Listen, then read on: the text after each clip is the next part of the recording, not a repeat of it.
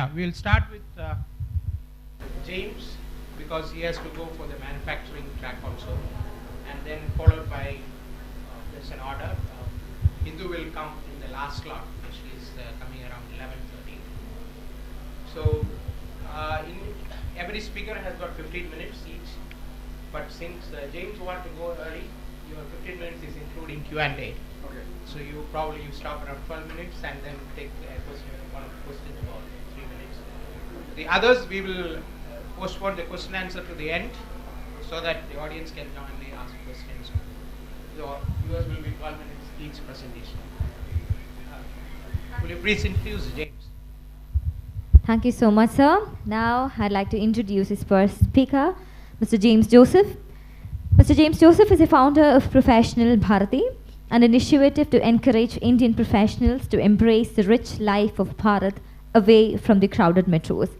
After a successful career of 15 years working in the big metros across 3 continents, James moved back to his hometown in Kerala and has demonstrated the joy of managing an enviable role at Microsoft while living in a small town in India where he grew up. He calls it the joy of working for India and living in Bharat. So please, if I could welcome you to take over the first session. Yeah, I would like to add that James was the director of Microsoft India, but chose to work from Alway, his home. And finally Microsoft agreed, and he successfully did that. And one thing I always remember, I got it from one of your speeches, when the Asia Pacific, you were launching cloud computing, to Asia Pacific people. He launched it at the Petronas Towers among the clouds. That's the marketing. We used to call it the cloud in the cloud. So we were literally in the cloud on the 42nd floor of the Petronas Towers, 50 CFOs from India. We transported them onto that. And I arranged everything from Alua, and I just flew in there the day of the event. So let me just pull this up. Day 2, right? Just a second.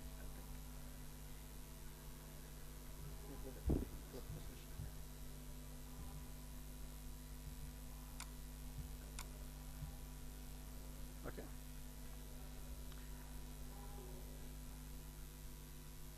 Okay, good morning everyone. My time starts now. Okay. Thank you all coming for the the humble jackfruit session. Okay. So I started this almost a year ago. Okay, I call it Operation Fiber. So and Professional Bharati, I am focusing on the Indian professionals living in the metros. That is the community whom I address through Professional Bharati, and I'm encouraging them to embrace the rural India, which is the small towns in India. Okay, and so that is what Professional Bharati is all about. Then one of those initiatives is Jackfruit 365. I call it Operation Fiber. So I'll walk you through what happened. Okay, so it all started from my job at Microsoft. I was in charge of managing relationship with the CXOs of the top 20 companies in India. And the way I do that is I make every engagement experiential. So if I'm meeting the CFO, the CEO, or the CIO of the top 20 companies in India, I want to make sure, okay, if they come for a meeting with me, that is an experiential engagement. It's a serious business meeting, but there is something which they will remember for the rest of their life. So one of those dinners is what Chef Hemant Dobroy of Taj Mahal Palace, he prepared a special dinner for the US president and his wife when they were in Mumbai. When I read about it, it looked really good. So I asked him, if it is good for the president, it must be good for my customers. So I asked him, can you prepare the same dinner for my customers? He said, I can only do it at the chef studio, which is where he brings in multiple cuisines into one place. So the chef studio is what you're seeing on the picture there. But the best dish of that was the one in the middle. Okay, that's called the Varki crab. Okay, it's and you can see the picture here on the left-hand side. What you see is the Varki crab. It's got layers of crab meat in between, and on the next to it is the Varki kumb. So because I had 2 vegetarians in the room, so chef asked me, what will you give to? I asked him, so we have a problem. What will you give to the vegetarians? He said, okay, don't worry, I have the Varki kumb, which is mushroom instead of crab meat. Okay, and then when we had the Varki crab, we all liked it so much, chef, we would like to have one more helping. We want to have one more round. And the 2 vegetarians said, look, we are not strict vegetarians. If this is so good, we will have crab. Okay, so they switched to crab. That's when it occurred to me, how come the chef never considered jackfruit? because jackfruit is known as the vegetable meat. It is more closer to meat than mushroom. And I got the response. But before that, let me say why jackfruit. Okay, and I've always known as jackfruit as is highly nutritious. In fact, my own maternal uncle, who's 80 years now, retired headmaster, he used to tell me, okay, if you have a jackfruit tree in your yard, your life extends by 10 years. Because it acts like a bottle brush in intestinal walls. That's the best thing which you can do to prevent cancer. Because of the fiber in jackfruit, it's like an annual maintenance service of your body. So the 60 days of jackfruit season, that is what happens in your body. Okay, but there are enough studies about the health benefits of jackfruit. But 80% jackfruit goes waste in India. And according to the Vice Chancellor of Agriculture University, Karnataka, the total economic loss for India is 2,000 crores by not creating an organized market for jackfruit. But why chefs won't like jackfruit? Okay, that is the key. So that is where I started off. Why chefs don't like jackfruit? It's an absolute mess. It's an absolute mess to deal with. And you all know that who have tried jackfruit, it's an absolute mess to deal with at home. And they call it, it's a mess, it's sticky.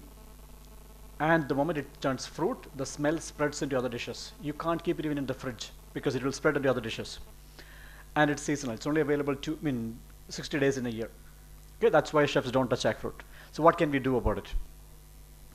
So we have, the product which we have is, okay, this is what you have.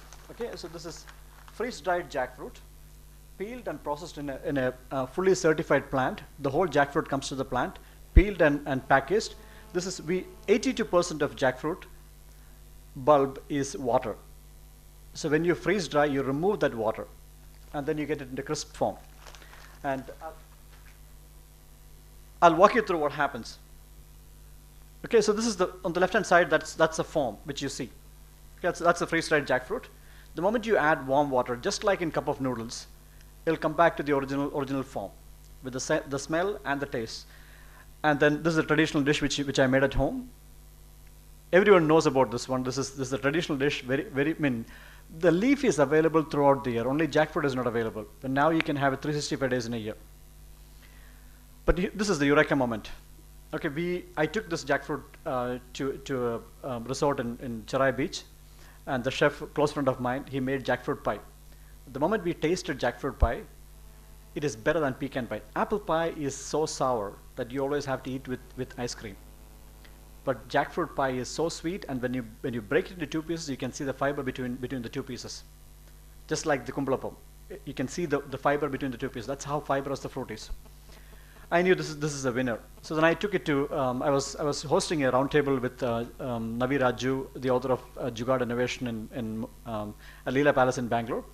So before the meeting, I asked the chef, would you mind making a jackfruit pie for me? And his response was, jackfruit, 5-star, no way. We won't get it. But then I had to convince them, okay, James, because for you, we will make it one attempt. And that night, I got a phone call. Said, okay, we are not just going to make a pie, we're going to have a full breakfast spread with jackfruit. And you can see that, okay, Danish pastry, you got the crumble muffins, you got pie, you got brioche, jalausi. We had a whole breakfast spread. And the first time in a 5-star hotel, we're having jackfruit.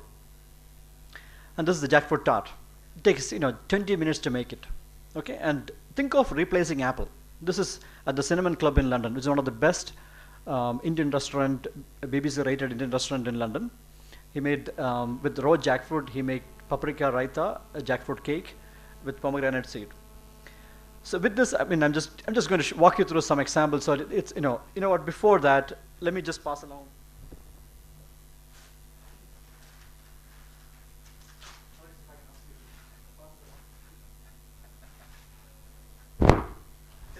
It's good to see the pictures, but you want to know how it tastes, right? Just have one bite and then you will know what it is. Okay, so with that can replace apple. Okay, and then I tried to replicate what we did at the chef studio in Taj Mahal Palace at Taj Gateway. So I'm just going to run you through some images. You can see what the chef made from there. Okay, and and remember, this is chefs don't like jackfruit. That is the position where I started off. Spring rolls. Takatak chaka. This is the takatak chaka. Casserole. Lasagna. Chemmin chaka lasagna. So instead of potato flakes, they have jackfruit flakes. Instead of meat, they have shrimp. Cannelloni. Okay, this is the famous Worky jack. Okay, this is the Worky crab. Instead of mushroom, we have jackfruit. So we replicated the whole dish at Taj Gateway in Kochi. This is panna cotta. No, so the beauty is that when the chef served panna cotta, I couldn't figure out where the jackfruit is. I can taste jackfruit, but I can't see jackfruit. So I asked the chef, what did you do? He said, James, I never thought I could powder jackfruit. With the freeze-dried form, you can powder jackfruit.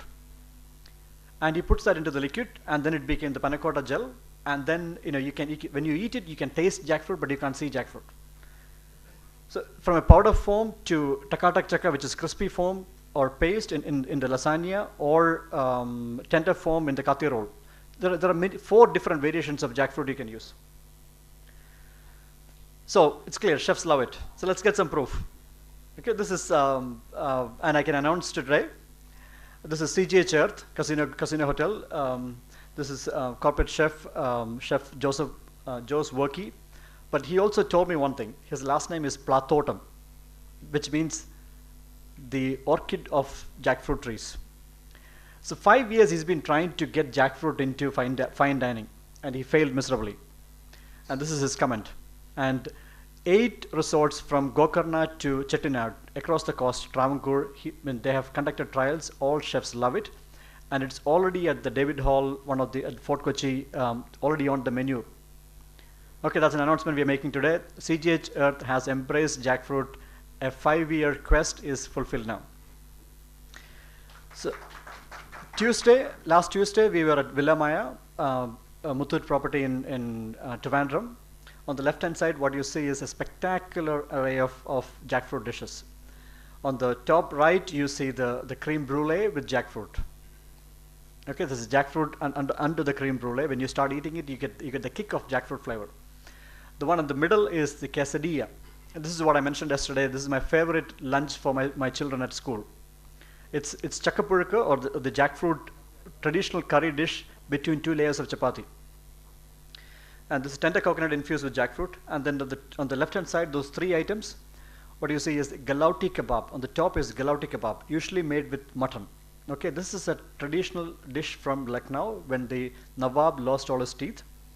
The chef had to make mutton kebab for him, which is ground 3 times so that he doesn't have to bite. Galauti means it melts in your mouth. Okay, and instead of mutton, everybody is using jackfruit now. It tastes better than galauti kebab. On 25th of November, at a vegetarian wedding in Lucknow, they served galauti kebab with our jackfruit. A jackfruit from Chalakudi was used in Lucknow. Okay, so on the left-hand side, the first one on the left-hand side is jackfruit mayo sandwich. You all have heard about chicken mayo sandwich. The chef took it within 10 minutes. He came back with the grilled sandwich. I mean, I didn't have lunch, so he gave me a sandwich. I started eating it. I said, okay, you have chicken, what else? So chicken, no way. So he actually used raw jackfruit. What you have here, put that in water warm water for 10 minutes, sliced it like tender chicken, toast it in the pan, and mixed with mayo and fresh grated coconut. That is what he used as the jack mayo sandwich. It is better than chicken sandwich. Okay, so on the right hand side, what you see is traditional Mangalorean dishes being prepared by at the Karavalli at Taj, Bangalore. So it's that is done. So the chefs, and touch wood, within a few weeks, one of the marquee properties in Mumbai, one of the top 2 properties in Mumbai will have jackfruit on their menu. The pastry, and I got the order. It's all, we'll announce it soon. So that's how far the jackfruit has traveled when it comes to fine dining and 5-star properties. Then retail pack. So what we have here is, we take the 5 kilo whole jackfruit, and then in the factory, at the amalgam factory, it's all cut open, processed assembly line where we take the jackfruit bulb out, and then first we freeze it. So the water, 82% water inside jackfruit becomes ice. Okay, and from the ice, the vacuum suction part of it, which is the freeze drying part of it, you convert ice to vapor directly. So you bypass the water. Okay, that is why it is all crispy form. What you're eating now, it's in crispy form, because the ice has escaped from the product, and all those things are porous. So the moment you put that into warm water, it comes back to the original, the 82% water comes back in. That is why you get the fresh jackfruit. So 5 kilo, you get 1 kilo bulb, and then from 1 kilo, you get 180 gram, which is freeze-dried in a Ziploc pack. What you see here is one whole jackfruit. Think of the effort involved in cutting a jackfruit and taking that into a form like this with 365 days shelf life. And when you add water, it comes back to 1 kilo. Okay, this is what we're giving in the retail pack. And the campaign for this is, and even though people call me a business venture, I call myself a social venture. Okay, and I'll explain what it is. So when you buy one, 80% jackfruit goes waste. You save one jackfruit.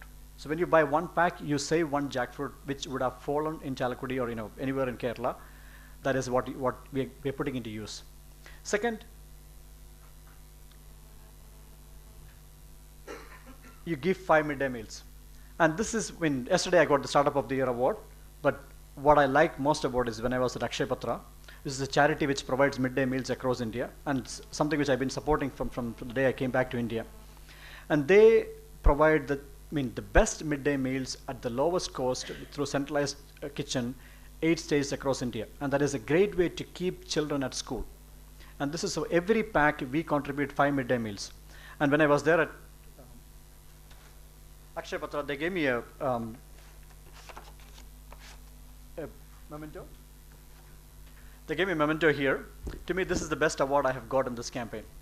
This is handmade, and what they told me, okay, James, people contribute to us from their savings, but you have created a business for us. I am creating an engine to support the midday meal program, and that is what gives me the kick out of it. And every month, the first week of every month, I get to send that money to Akshay Patra directly, and you can track it on the website. It's one of the partners we have. So that is the retail campaign, okay, and it's available on jackfruit365.com. People order it online. It's going from Chennai to Chandigarh. On Facebook, I got a post that somebody from Budapest making a jackfruit choco mousse. So he was in Bangalore. He works for GM. He was in Bangalore for 4 days. Ordered it. He got it in the hotel. Took it back to Budapest, and then even the Hungarians love it now. So that's and it's available in Kochi. It's available at Gourmet Grace in Vaitla, but more importantly. For the NRIs, we have it opened at the Kochi airport, Spicy at Kochi airport. In fact, day before yesterday, I got a call from Botswana. Someone took 2 packs and he called me back and he said, okay, look, this is wonderful. I gave it to 2 people and they're raving about it. So I got a lot of requests from NRIs because the media took it. It's a good for India story. I mean, all over you have read it. It is something which goes waste. Okay. Says I can go more time. I think you're all attentive. Okay. Just give me 5 minute heads up. Okay. So then next is we talk about retail, working professionals, people like us who live in a flat or live in a city. We can't think about dealing with the mess of jackfruit. This is what, if you have a pack at home, this is for a month. Have it 4 times in a week. Your children will love it. This is the best thing which you can do. This is the jack of fiber. The amount of fiber you give to your children. And it's as easy as instant noodles. In corporate cafeterias, that's the next one which we are doing. As we speak, a trial is going on one of the prestigious corporate campus in India. And the beauty is that you can have it for breakfast, lunch, or even snacks. And this is the CSR campaign which we are running in the campuses. Okay, and 2,000 crores is the economic loss for India. And more importantly, okay, in extreme drought situation, when all of the crops fail, jackfruit yields very well. Jackfruit thrives in heat. Okay, and so the farmer has no income during that time. And what Narayan Gowda, Vice Chancellor of Karnataka University, tells me, it's a shock absorber against farmer suicide. If you are able to create a market for jackfruit, it's a shock absorber against farmer suicide. That's the social angle behind it. And as I said, it's a bottle brush in your intestinal walls. It's the best thing which you can do for your body. It's also known as the vegetable meat, the galauti kebab. I talked about the galauti kebab. It's gluten-free. And it's a superfruit, more nutritious than apple and potato. In South, apple doesn't grow, potato doesn't grow. And 80% of jackfruit you waste. It's a good replacement. Okay, it's a much healthier replacement. And what's the problem with jackfruit? It's a baby hippo with no legs. That's how big it is. It needs a lot of help. That's the exact size of the jackfruit. Okay, it needs help. So it takes a lot of effort from everyone to create a market for this jackfruit, and that is the help. Please promote it. It is a social venture. Please promote it, otherwise this fruit will fail. And social media has picked it up very well, and this is how I, through festivals I run campaigns, like the Amul campaign. I'll tell you the one which this is during Onam. Onam, you can't get jackfruit, but at Taj Gateway during Onam they had 5 different dishes with jackfruit. This is the galoti kebab. Okay, when I put that in my mouth, and this is what was served at a wedding in Lucknow on 25th, galoti kebab. Kebab mein haddi kabhi nahi. Have you heard about this? Kebab mein haddi is a saying in North. I mean, with jackfruit, there's no chance of, haddi means bone. In jackfruit, there's no chance of bone getting into the kebab. This is where, I don't know if you've heard about famous comment by Lalu Prasad Yadav that jab tak samosa mein aloo rahega, tab tak Bihar mein lalu rahega. Now there is no lalu in Bihar, so you have to displace potato in samosa. So this is the aloo-free samosa which was made at Casino Hotel. So during Diwali we had jackfruit kheer and burfi, and in fact we had a lot of orders as a Diwali giveaway. This is the campaign during the wedding seasons in Delhi, North India. So there's a lot of vegetarians. So if we can displace mutton with jackfruit, that's a huge market. So that's it. So we can take some questions, but I must tell you a few things about this is TiE. Last TiE conference, I threw this idea because I always loved it. I threw this idea, and then we had, everyone laughed at it when I talked about the jackfruit burger, and I call it Jacko. But I had a lot of help. This was my idea. I had the, I knew people like me would like to buy it because it's so much easier. But I didn't have the courage to start something on my own. So I had a lot of help, and including PHK, and I mentioned about, and mentoring the startup village. I got the courage because I saw how these youngsters start companies. At what kind of capex they operate with, what kind of investment they operate with. I mean, bootstrap, and using social media rather than ads, and using online e-commerce instead of pumping the inventory into the retail. I come from IT technology, Alexa, and so supply chain is the biggest issue. So if I can, and late configuration. So this one goes like this: instead of making a burger, this gets to the hands of the housewife or the chef, and they can configure 20 minutes before somebody wants to eat. And that's the beauty of it. So I can keep the inventory to the minimum level. And I get an order from Mumbai, okay, ex-chairman of Bank of Baroda, Khandelwal's wife. So we got a guest coming in on the 10th. On the 4th, she orders. It reaches there. On the 10th, she serves jackfruit galoti kebab to their clients. This is a spectacular dish, and so that is the beauty of it. You can think of a party coming at home, a guest coming at home. You order it. It comes to your home. You make it within 10 minutes. And you have a party. Okay, so that's, and I'm just giving you a few examples. And I have a customer in Chennai. She's Syrian Christian, married to a Bengali, and she has this unique combination that she has to convert all Syrian Christian meat dishes to Bengali mother-in-law, vegetarian Bengali mother-in-law, and she uses jackfruit for that. I get sort of good feedback from customers, and they promote it through social media, and that is how we are promoting it now. Okay, with that, I'll take some questions.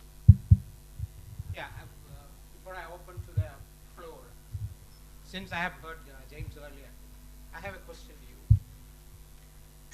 Having studied in India and abroad, worked in the US for a long time, worked also in the UK, and rose to the director level of Microsoft, came back to India, and chose to work from Alvey and forced the management that I will work from Alvey only. Why did you turn to this? Why did I turn to jackfruit? Jackfruit or this? You left the corporate world. Corporate world, okay. And came back to some giving back to the society. So why I left Microsoft? Why I came to India. That was always a call. This is a 10-year plan, and I have written about it. You can go to professionalbharati.com. It's a 10-year plan which I made to come back to Kerala. But why I left Microsoft? After moving to Kerala, within the first 6 months, Microsoft gave me a 6 months window. If your performance goes down, you're coming back to Bangalore. And I went on to win the highest award at Microsoft, called Circle of Excellence from Steve Ballmer. It was the highest award you can ever think of at Microsoft. From Alua, I got that award. And I went on to, it was a beautiful job which I had. I used to call it, the heartbeat of the job was in resonance with my own heartbeat. But I explored it to the maximum extent. I enjoyed every part of it. And then I met Chris Gopalakrishnan, and he said, James, you have to spread your story. You have to spread your story. It's a crime to take people from cities like Kochi, Trivandrum, Nasik, and put them in 90 minutes of traffic every day in Bangalore, Delhi, Bombay. So you have to spread your story. And that's when I thought about it. And I met Tom Friedman at one of my sessions then he also encouraged me, James, you have to share your experience. And he taught me about the power of writing. So I'm writing this book called The Joy of Working for India, Living in Bharat. That is why I took time off. At the same time, I thought, okay, now I've got this time off. Why not work on one of my passions, which is jackfruit? So I did the initial experiments, and that clicked. Then I couldn't let go. And in fact, Nawaz Miran of Eastern Curry Powder, when I presented the story to him, he said, okay, you tell me how you can transfer this passion of jackfruit to somebody else. You cannot, so you have to do it. So I have to do this to a point where people get it. Then large players will come into it. Is it okay? Thank you for the question. I also have a question, so I'll take the opportunity sitting on the stage. You tell us that there's only 60 days a year of harvesting for the jackfruits. So you are trying to run a company, but there is only 60 days a year where you have jackfruits. So I presume that logistically running the company must be very tough.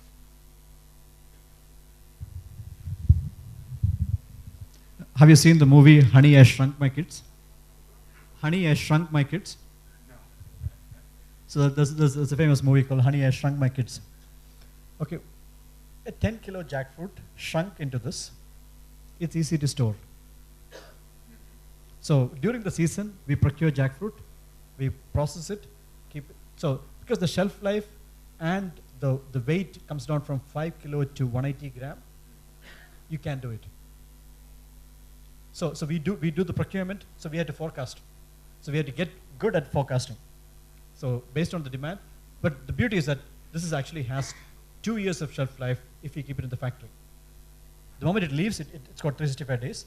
So if, let's say I get it wrong, I get the forecast wrong. I just need to, I procure less the next season, that's all.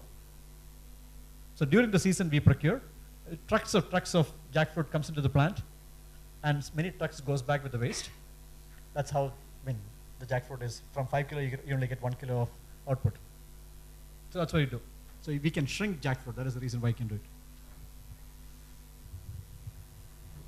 So I think questions from the floor? Yes, somebody can pass on the mic.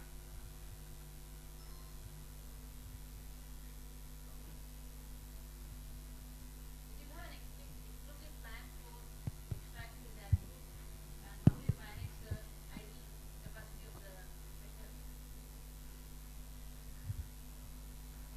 Okay, so it is not an exclusive plant.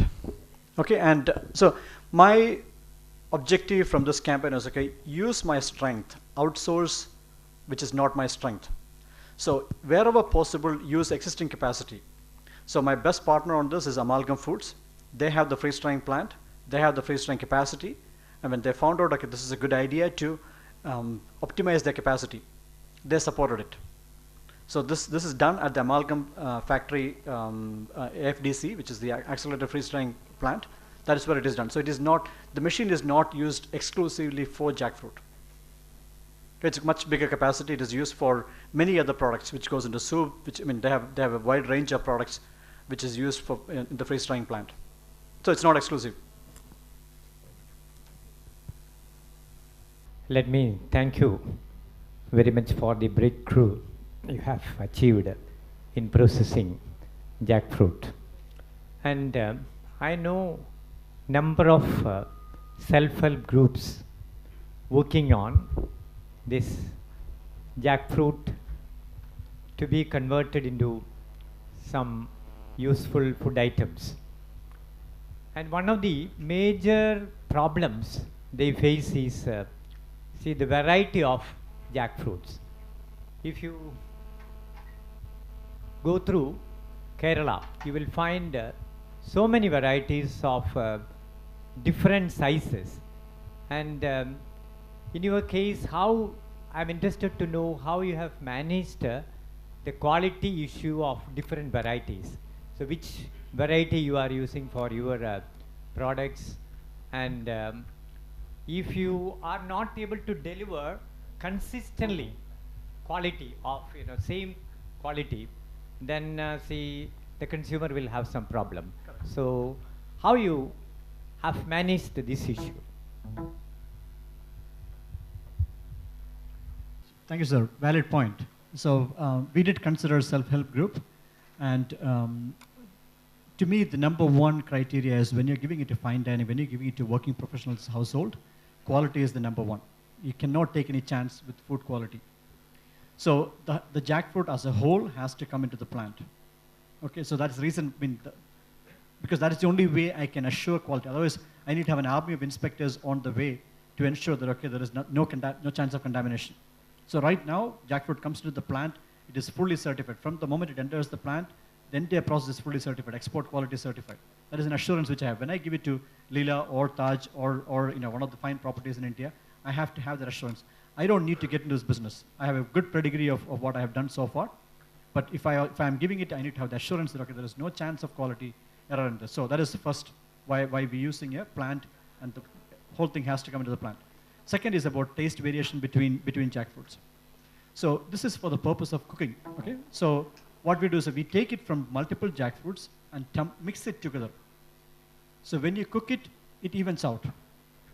If I say one jackfruit is one pack, then we have the same problem. One pack you have sweet, the other one is less sweet, the other one is more sweet. But when you mix them together, each pack evens out.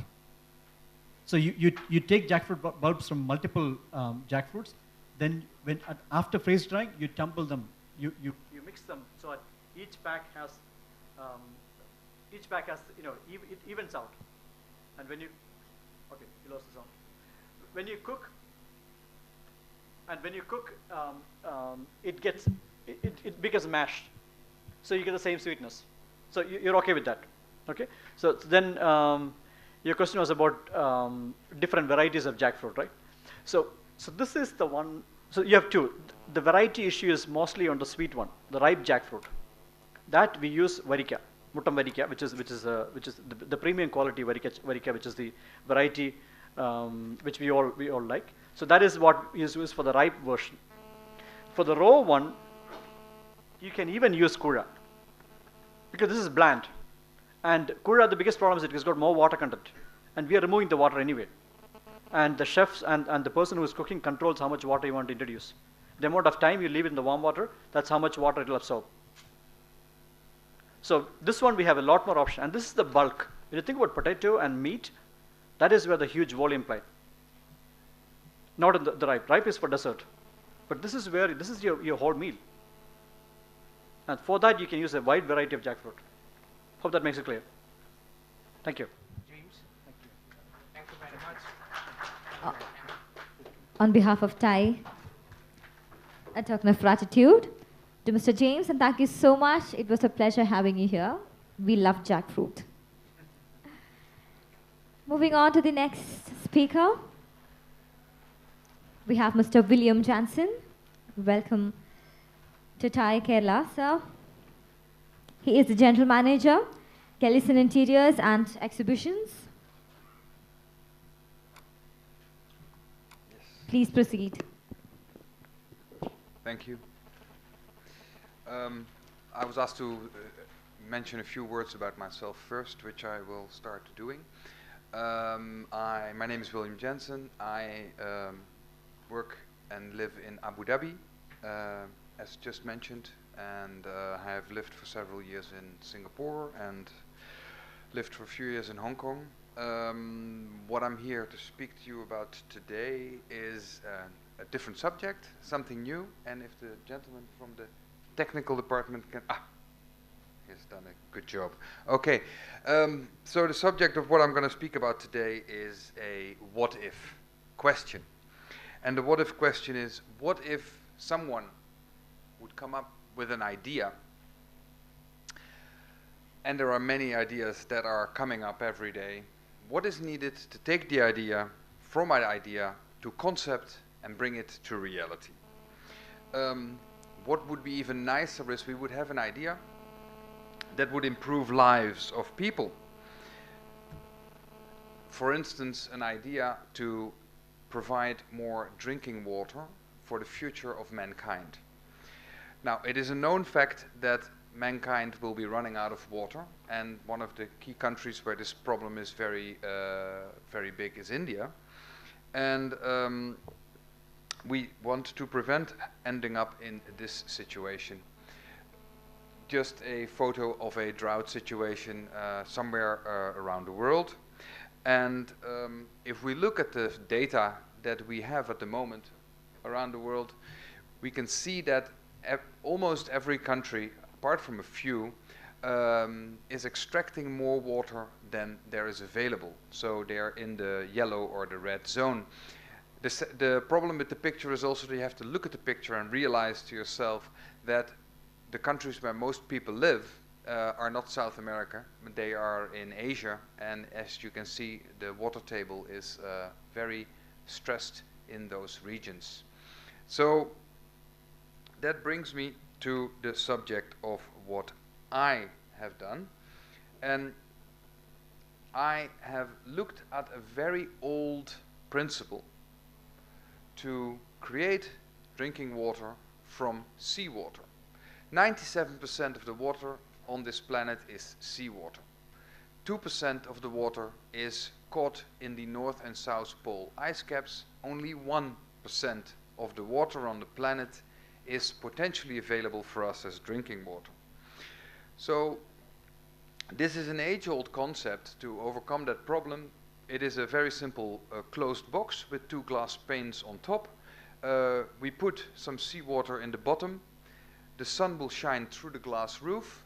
The water will warm up, and the vapor of the water will hit the glass roof, will condense, and we can harvest the distilled water and use it as drinking water. Now, this is an age-old old solution, and the big problem with this solution is that it produces per square meter only 1.5 to 2.5 liters of water. So the output is very low, and the amount of space that it requires is very large, simply due to the fact that it's a very inefficient way of doing it.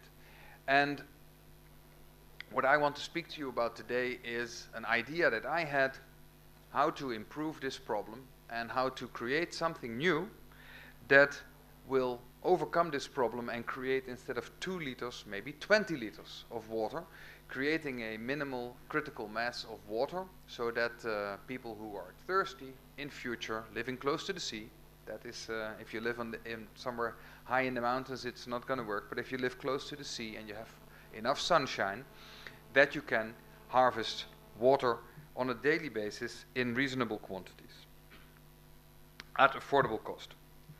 So what I looked at was solar panels. We see solar panels standing in a sunny location here. Many people know approximately what the efficiency of a solar panel is, and I'm not going to ask you guys here, but I'll give it to you. Approximately 15% is the electrical output compared to the total energy that the solar panel receives. The efficiency for some very modern solar panels has gone up to over 20%, but they're very expensive and they're very new and they're not very available. On average, about 15%. So the question, the $1 million question, is not how do we raise the efficiency of the solar panel. Maybe next year we can reach 25%, maybe in 10 years we can reach 30%, maybe.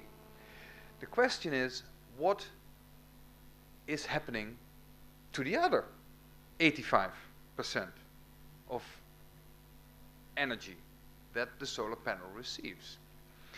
The other 85% of energy, by and large, there's a little bit of reflection, but by and large, the other 85% of energy is converted into heat. And solar panels actually don't like heat. the warmer they get, the worse they perform. So coming up with a solution that would actually harvest not only the electricity that the solar panel produces, but also uses the 85% wasted heat energy might bring us a little bit closer to reaching our goal of being more efficient in distilling water. So I have a picture here of a solar panel, and there is water on top of the solar panel. The solar panel gets hot in the sun, and the droplets that are on the solar panel, the droplets of water, are going to warm up, obviously. So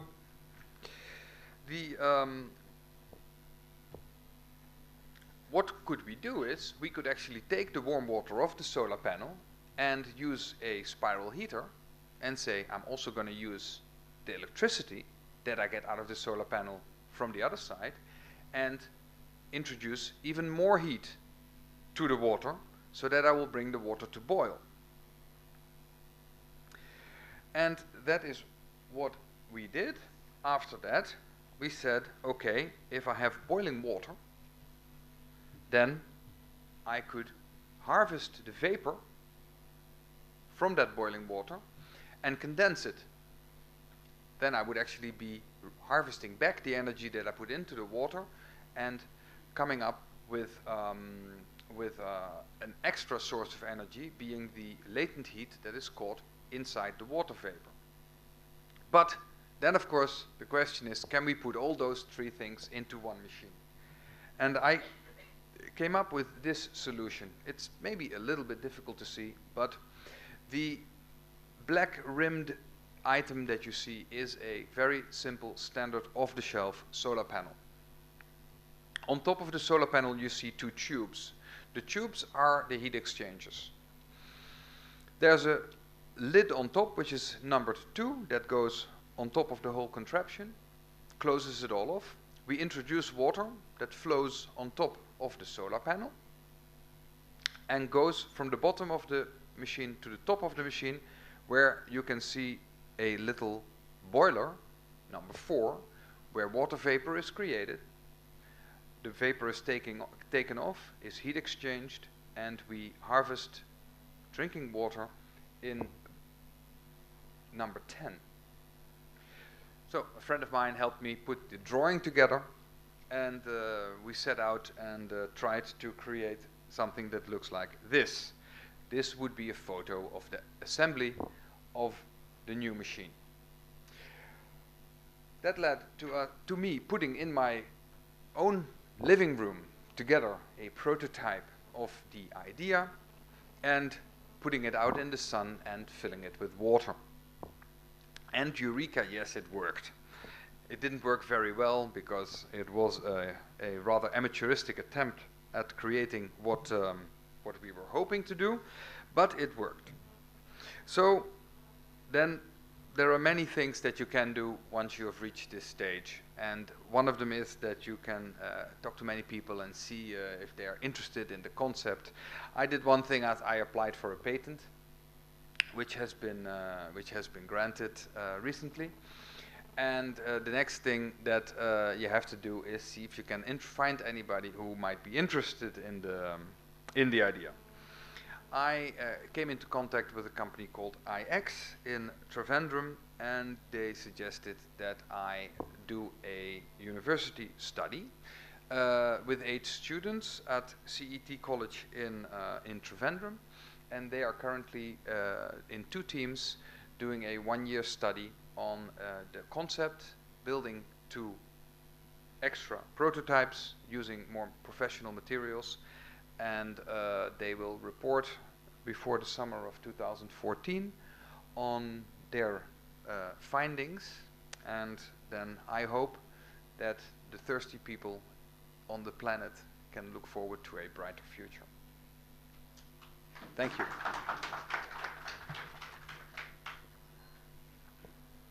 Thank you. To the next speaker, Ms. Indu Nair. She's currently heading India's first transformation studio. Image Parivarthanan is also a mentor with Parivarthan Corporate Training Academy. She has 7 years of professional experience in IT and training arena as developer, mentor, and senior program manager. She has represented many organizations at the NASCOM Women in Leadership Summit at Bangalore in December 2007. She's very ambitious, career-driven, and has the ability to work under pressure. She has won a lot of awards and recognition for writing essays, poems, and stories, and extempore speaking, debating, and has also penned a book on personal transformation for success. Thank you. Thanks a lot. Good afternoon, ladies and gentlemen. It's a pride and pleasure for me to be here to address all of you. I'm so delighted to see a group of young entrepreneurs here, and TiE has been a great experience for us also. So thanks a lot for the organizers for giving us an opportunity to meet all of you here. And as I have been introduced, my name is Indu, and I am running a transformation studio called Image Parivartan in Cochin, and we are giving 360-degree transformation to people, to individuals. So before I'm going to talk about what I am doing, I'm going to give you a small a couple of insights to how you can be more successful in your business. So before I start off, I would want to know how many of you are entrepreneurs. How many entrepreneurs do we have here? Okay. How many of you want to be entrepreneurs? Okay. So I'm addressing a section where majority are entrepreneurs or want to be entrepreneurs. So before I start, I have one more question to you. Do you have a marketing plan for your company? Can you raise your hand? Do you have a marketing plan for your company? Yes, most of you have. Do you have a marketing plan for yourself? How many of you have a marketing plan for yourself? Very few. So what do you mean by marketing yourself? Why is it important that you should market yourself? Because the brand image of your organization is equal to the brand image that you convey, your image. The credibility of your organization is the credibility that you have. The credibility of your organization as a brand, when you are building a brand, you also become a brand, and your company is going to be associated with you. I'm not going to talk a lot about this, but I'm just going to show you some pictures. Do you now understand what I'm talking about? No answers, silence. You understand? What does Apple stand for? Apple stands for perfection, for style, for being elite. Look at Steve Jobs. He also stands for the same. V-Guard. Credibility. Kochausep Chitalapalli again. Credibility. Trust. Right? Look at Infosys. Narayana Murthy. A humble man who has got the execution mindset. Think about Infosys. Same brand image. So that is what it's all about. When you build a brand, you have to be very careful about what is the brand image that you are carrying as an individual, because that is super, super important for your business.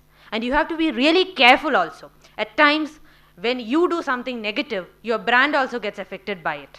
The recent example is that of Tarun Tejpal, right? We all have been a lot of fans for TiEcon before. Now we heard about what Tarun Tejpal did, what the court is going to do, it's court's decision, whether he'll be acquitted or convicted, that's all, let's leave all that aside.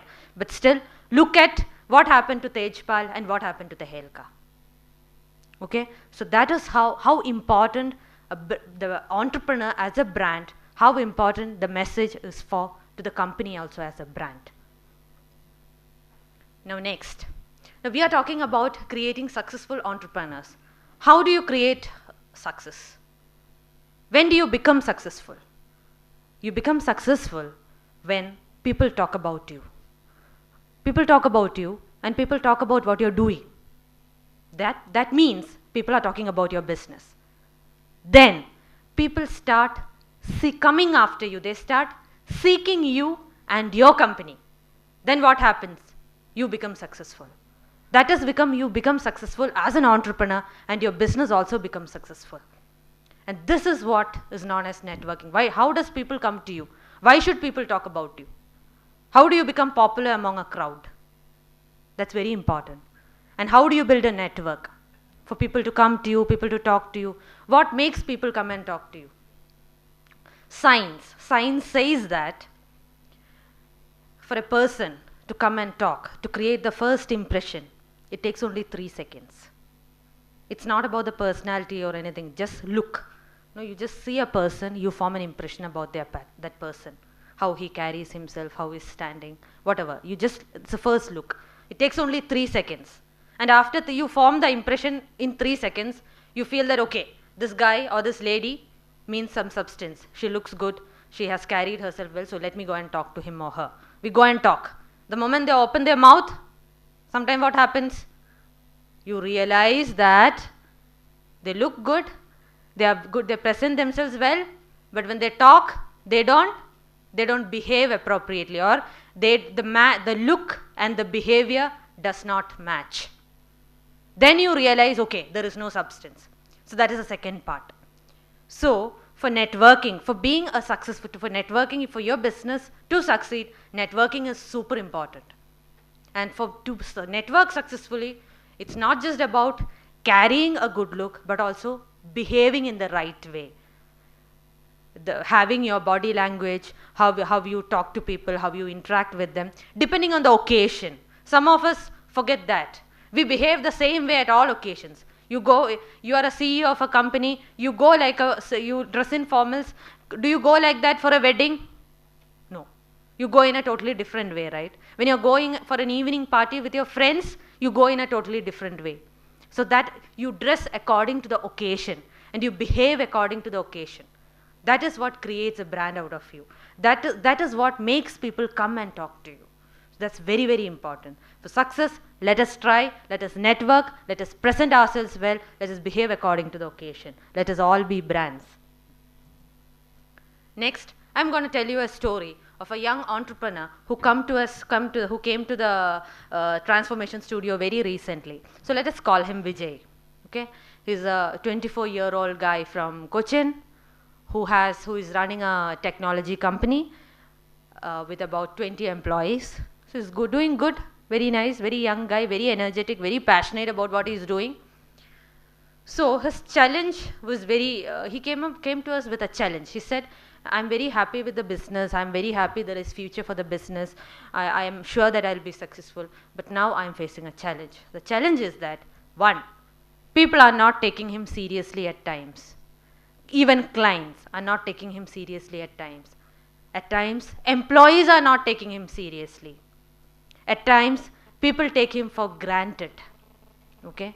So we prepared a case study out of this guy. So there is Vijay as an individual. So when we analyzed him as an individual, this is what people think about him. This is his image, his individual image. I've highlighted in orange color. He's a friendly guy, he's emotional, he's pleasant, he's sympathetic. All are his personal traits. This is how people perceive him at an individual level.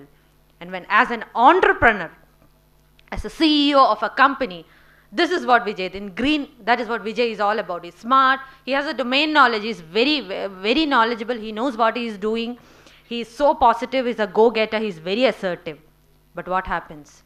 At times, the business is suffering, this venture is suffering because of some personal images that he has, which is of that of an emotional guy. So one employee comes to him one morning and says, Vijay, my mom is ill, I have to take a break, even though the project is running at a critical state, but I have to go, please Vijay. So he has to allow, he becomes emotional. People manipulate him. Sometimes the client says, Vijay, I cannot pay you this month because our investor is going through a tough time, so can you please wait for 2 more months for the payment.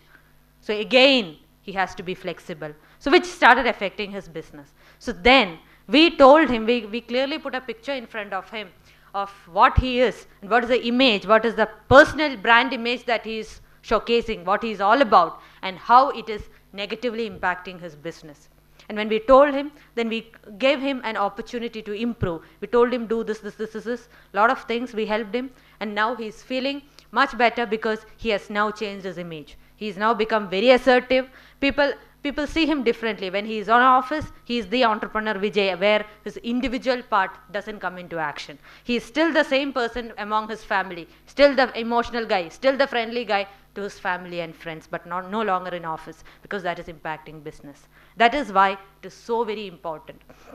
I would want to tell you here, there was pitch fest happening, right? So one of my colleague was telling me that a couple of entrepreneurs, young entrepreneurs, who come for pitch fest, come totally in casuals, and when he was talking to them, he was asking them, why you didn't come in formals today for the pitch fest? So they're like, no, Steve Jobs always used to wear the turtleneck and he used to look very casual. But we all see Steve Jobs when he has become a successful man. We have never seen when he started off his career. That time he was wearing perfect formals.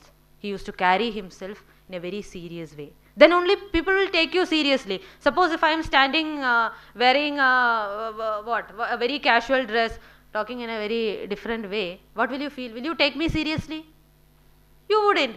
You will say that a fool lady has come and she's looking and reading something, you will say. So that is how important your personal image is all about. So that is what we are trying to build for entrepreneurs through our business. So next, to what extent can you go for personal branding and for promoting your brand?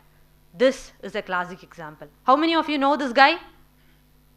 Most of you. Richard Branson, right? So when Richard Branson's Virgin made their debut in India, they started their India venture. So Richard Branson came to for the launch, dressed like in totally Indian dress, attire, completely ethnic costume he wore. How many CEOs in India will do this? Very few, right? Do you think, why do you think Richard Branson did this? Brand is product. He wanted to convey a message that Virgin understands India. We are one among you. To convey that message, this is what he did.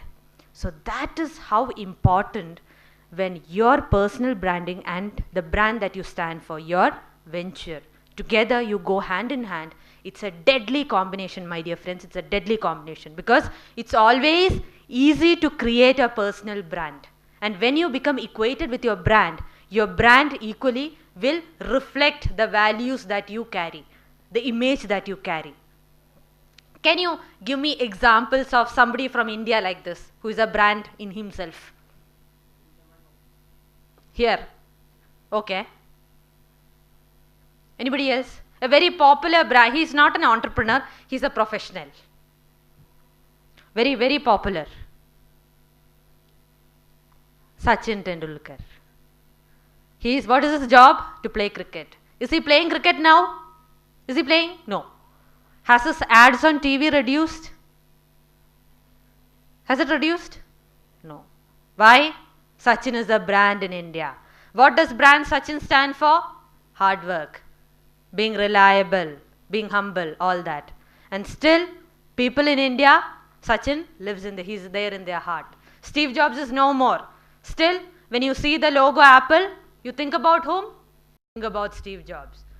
That is when you have the deadly combination of the brand and the entrepreneur together creating huge success stories. So that is what is the opportunity waiting for you. But it's very difficult to become to do personal branding like Richard Branson. He's very, very innovative. But I think as entrepreneurs, all of you should think about it.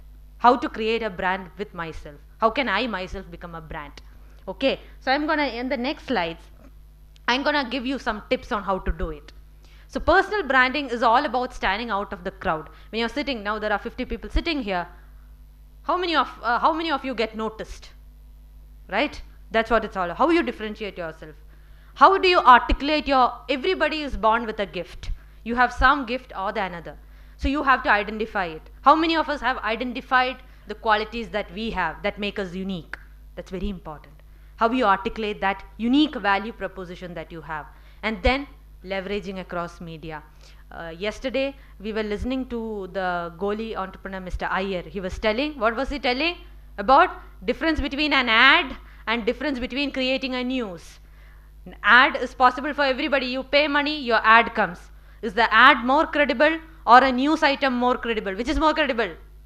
News item, obviously. Do you have to pay for the news? No. So, how do you leverage across media platforms? consistent message and image to achieve your goal. You have to be focused on your goal. What we see in Kerala is that most of the entrepreneurs have a lot of energy, a lot of ideas. So what, there is a tendency for you to go and diversify. So you don't focus on your goal. You think about different things at the same time. That makes it difficult. You don't get identified with a particular value. That is very, very important. So let me rush through 3 important steps for building your brand. Discover yourself, build your identity, demonstrate. You have to demonstrate what you are. Then go to the market, do publicity. Discovering you, very important. Identify which are your strengths, what is the expertise you have, what are the values you stand for. Your values, that's very important. Values and culture, very, very important for the organization and for the individual. Your vision, your mission, the passion that you stand for. And if you are unable to identify your strengths, you go to professionals. They'll help you identify your strengths. If you find it difficult, go get professionals, seek professional help. Next step, build your identity. Build the collaterals, your resume, very, very important. Portfolio, cover letter, build it all. Create your elevator pitch. How many of you know what an elevator pitch is? What is an elevator pitch? The pitch that you can do in a elevator. 30 seconds presentation, 30-second ad about yourself. That is what elevator pitch is all about. Even if somebody awake you from your sleep and say, talk about yourself, you should be able to talk about you and your business in 30 seconds. That is what elevator pitch is all about. Online image. We have to be very, very, very careful. How many of us post emotional outbreaks on Facebook and LinkedIn? Very, very careful. Emotional offensive post. So some of us don't understand the importance. When you are even when you are looking for a matrimony proposal, you're looking for a guy or a girl, you see a candidate, immediately go to Facebook, see who are his friends, what are the status updates, what are the photos, then you form an image about that person. That's very important for businessmen also, for your business. When people hear about your company, they go and check your Facebook profile and they see nasty posts, emotional outbreaks, they understand you are not a serious guy. Personal image. Be very careful about what you wear, how you behave. It has to match the occasion. What occasion you are representing. You go to wedding in a different way, you go to office in a different way. You go for a picnic in a different way. That's what it's all about. Marketing brand you. How do you do that? You have to be visible. Come for seminars, ask questions, be heard. You have to express your views. Stand for what you believe in. That's super important. And as Malayalis, we have a severe problem there. We feel that we are not good at marketing ourselves. We don't talk really. We don't talk about our opinions. We are shy to do that. But you have to grow out of it. And if you need professional help, seek professional help to do that. Be online. Or every time you have to be updated about what is happening. I'll tell you before I wind up, let me tell you a small incident that happened to me yesterday. So yesterday morning I had to come to TiEcon. So morning I was reading the newspaper. So my husband was telling me, don't waste your time on the newspaper. Let's go for the session. So he said 5 minutes, just go through the paper. So I go there. I go take a glance at the newspaper. Then I come for TiEcon. And we had Mr. Joseph Chitlapalli and MP Ramachandran and all. The first session was happening. So I listened to all that and I came out for a tea break to be faced by the media in front. So some of the prominent media houses were there. And they were asking me, ma'am, can you give us a bite on what do you feel about the incident where the lady came and spoke against where people were blocking the road to her house. One lady came and spoke against it, right? What do you think about that? Media is coming to me with the camera and the mic. Can you talk about it? Because I had read it in the newspaper that day morning, I knew what I had to say. So and I said, look at the publicity that I got free of cost. And they asked me, ma'am, what are you doing? I said, my name is Indu. I'm running Image Parivartan. I gave them a bite. They were happy with the bite. What are you doing? What is Image Parivartan doing? They asked me. So I said, this is what I'm doing. They tell me, ma'am, can we do a story on your company? What am I going to get? I said, yes, obviously. You come and do a story on me. I'm happy. Free publicity. Right? What did I do? I just read the newspaper in the morning. So be update. Very, very, very important for all of us. Be online. You have to be updated and regularly and stay alert online. You create an account in Facebook, disappear from Facebook. 2 weeks later, you come and check. No point. Be updated. Get updated regularly. Take stage. Whenever there is a speaking opportunity, get up and speak. The problem with Malayalis, immediately you ask somebody to get up and speak, shy. Don't do that. Get noticed, electronic and print media. Use the media very well. Okay, that's what it's all about. And at Image Parivartan, this is what all we are doing. We help you with all this. So that's what it's all about, and I'm open for questions. Thank you, Indu. Please be seated. Thank you, Indu. And auto rickshaw and goes to that's the image he has made. The whole selling he has done very beautiful. We had three presenters. One was a person who was working in the multinational companies who came back to India, and he is currently converting jackfruit for mass consumption. And the person working abroad, connecting with the local people on energy saving devices. A third person working in Cochin itself, trying to create branding for the entrepreneurs. The floor is now open for your questions. James had to leave early, so we took the questions to James early. Can somebody pass on the mic?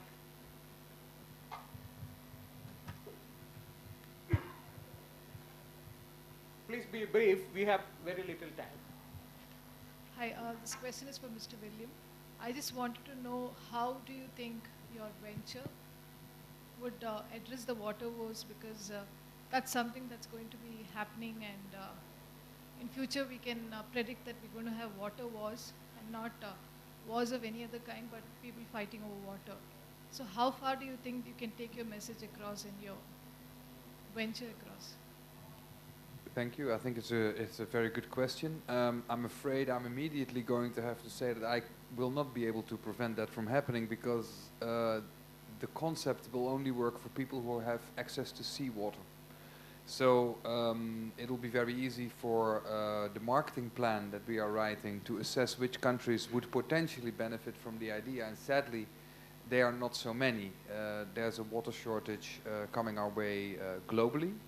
Most countries in the world are extracting too much water, as I mentioned, and definitely if there is going to be a next world war, it will be about water, access to water, access to rivers. You can see it with the Jordan River in the Middle East, and I just hope that the contribution that we are trying to make is at least going to provide an alternative to those people who are thirsty at the moment or thirsty in the near future and who have access to seawater. So that is as far as I can go with what I can do to overcome those problems. Thank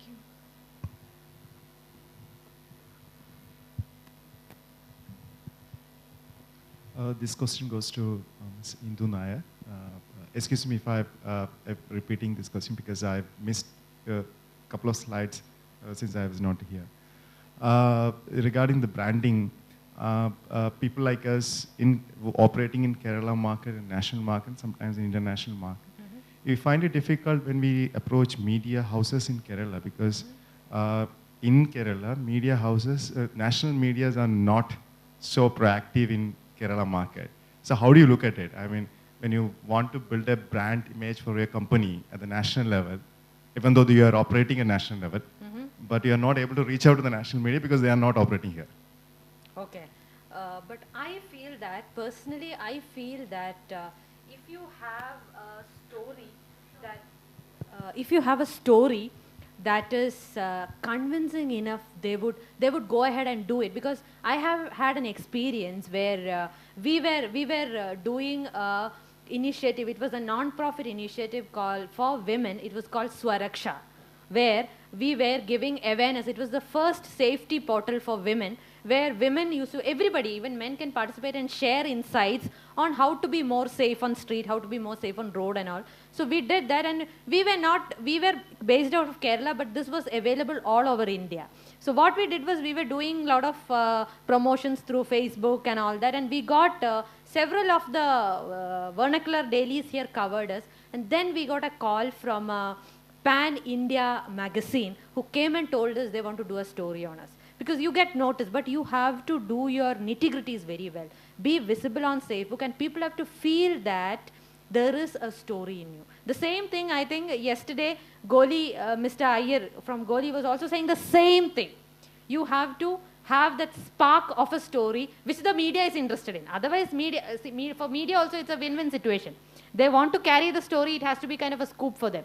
So that's how it is important, and you have to streamline your story in such a way. I'm sure you will get noticed.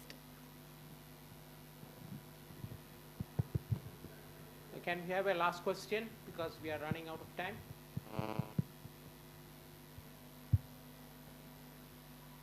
Alexi? Yes, it's a question for William Janssen. So, why did you decide to work in collaboration with students from College of Engineering Trivandrum, and what do you see as the value that this kind of ecosystem, what you're effectively is an international innovation ecosystem, right? In practice, what value do you think that these young students can bring to the project? Thank you. I think it's a beautiful question. If I started my story by mentioning the idea, and there are many thousands of ideas every day that people have. I think that if you're looking at a change for good, and you want to bring your idea to a concept and to reality, that the amount of potential output that is available in the universities, thousands, tens of thousands of students coming out of the universities every year, and all of these students are looking for projects that they can do.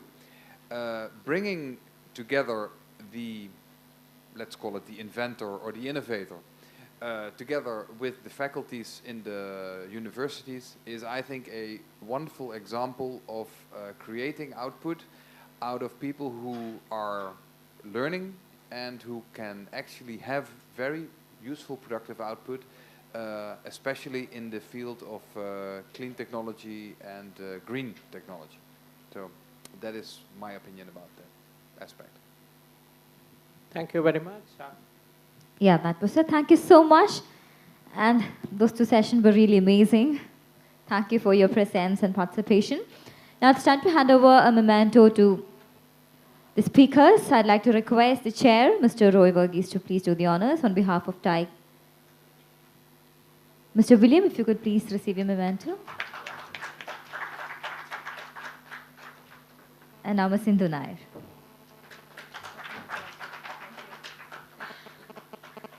And thank you so much.